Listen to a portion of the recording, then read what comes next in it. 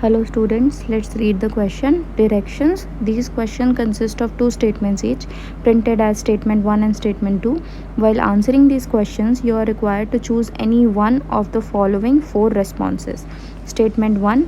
SCP utilizes single-celled organisms only for protein production. Second statement is SCP are rich sources of sugar. Both statement 1 and statement 2 are correct. Statement 1 and statement 2 are incorrect. Statement 1 is correct and statement 2 is incorrect. Statement 1 is incorrect and statement 2 is correct. So let's look at the key concept. So the key concept here is single cell protein.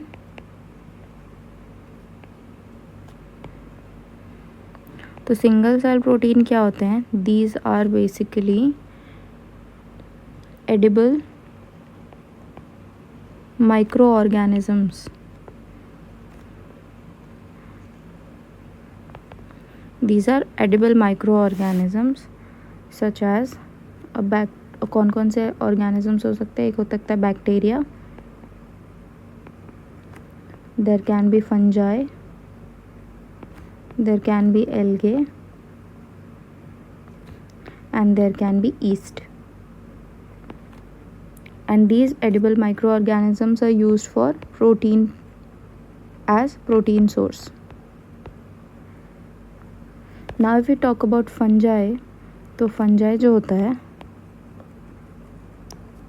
filamentous भी हो सकता है. तो filamentous fungi जो होते हैं वो multicellular होते हैं. Multicellular होते हैं. Therefore, now let's look at the options. SCP utilize single cell organisms only for protein production.